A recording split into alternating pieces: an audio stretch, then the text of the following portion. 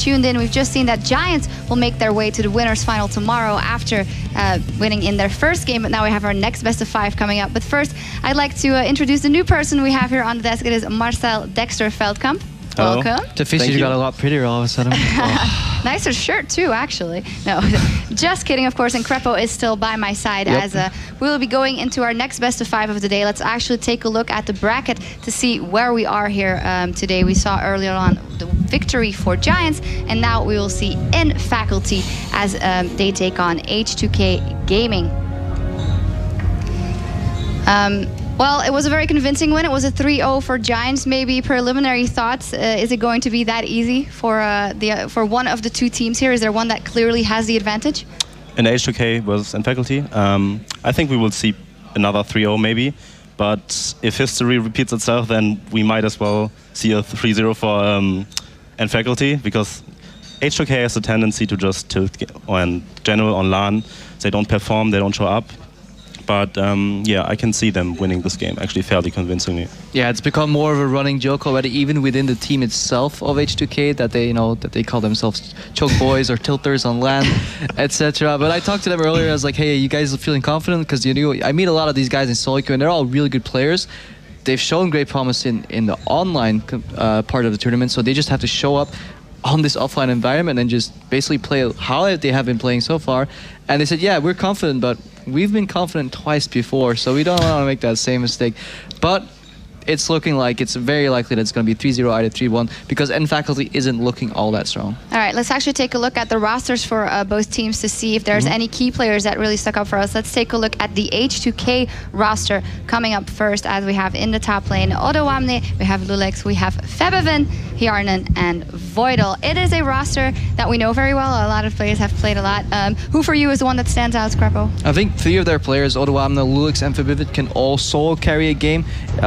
Just if they get their comfort chance, if Febevin gets his Jace, if Lulex gets his Lee Sin rolling, Odoamne plays one of the first few players in Europe or even like the West that played Gnar. Yeah. He brought that over to America when he started scrimming there and convinced even us that Gnar is a good champion. And look now, 2 months later, 3 months later, he is one of the top picks. So one of these 3 players can decide a game at any point.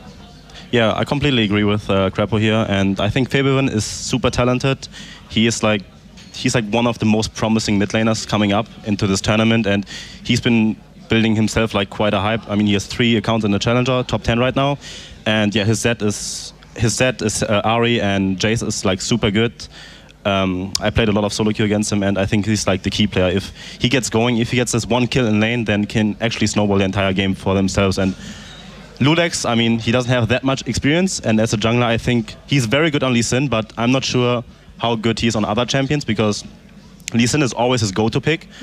But I mean, he subbed for Gambit, he did fairly okay there, and I think if both of them can kind of find that synergy and get the first kill, it will bring a lot of momentum into the series. And if they don't lose the first game, then I can see them actually winning the series like 3-0. And if they lose the first game, we could actually see a 0-3-2, because they're very tilty. Like, yeah. So for H2K, really have to get off to a good start. Well, let's take a look at their opponent's roster coming up now. And faculty within the top lane, Zazes. Then we have obvious Sauce Perfect. I don't really know how to pronounce it yet. Well, I bet we'll find out.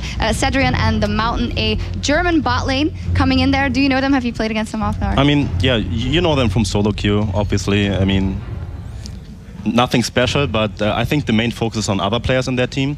I think their jungler, Obvious, is like a really promising jungler, and he showed some signs of brilliance in solo queue. And Xaxis, I mean, we all know him. He's like one of the most innovating top laners, I think, in Europe.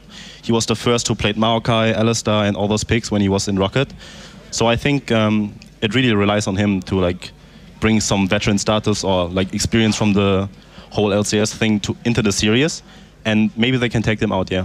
Also, their mid laner, I think, is fairly like good and could go 1-to-1 against Febevin. It seems like a lot here is also hinging on how they can start the series, and then hoping that Zazes, with his experience, might be able to pull him forward. Any more thoughts on Zaris? We know that in LCS sometimes he wasn't super aggressive, and we've seen that here in the beginning of the expansion series as well. Sometimes when he was on Kassadin, he just didn't really go for it. Yeah, well, I hope the veteran status of some of these players will translate in a better strategy. Knowing that H2K has not always been too stable of a team mentality-wise, Do you think in faculty, or maybe in faculty, will just use that level 1 creatively, shift a lot of power on unusual people? We saw the Jacks taking Raptors, Wolves later. We've seen bot lanes do Krugs or Gromp. I wonder if in faculty come out swinging with something prepared to throw H2K off their game and try to ride that momentum. I feel it's necessary because otherwise I feel the new H2K lineup, they have better coaching as well. They brought in over Broken Shard and Probably from State. So they have been investing into more of an LCS-esque infrastructure, and they're ready to go to get into the LCS right now. Yeah, I completely agree. I mean, Broken Shard has been managing, coaching quite a few teams by now, and even Probably. So they have really good coaching stuff for them. And if it helped them out into this kind of mentality of like, yeah, we have to actually focus on the game, even if we're behind, we can still do this.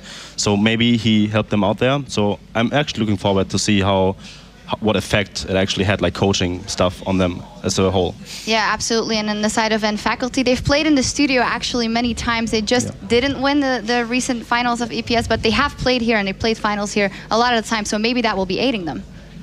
Maybe, yeah. At the same time, though, they did lose their EPS finals a couple of days before, and now you're trying to get into the LCS, which technically will be for like the best teams in Europe, and it doesn't maybe it was bode too well. stress already then. Or maybe they're just throwing a curveball and they're throwing us out of our game by throwing that game on purpose and making H2K feel overconfident. We don't know, but we'll have to see in the game. It's the mind games. We will see how it plays out. But for now, we're going to go over to our casters for that game 1.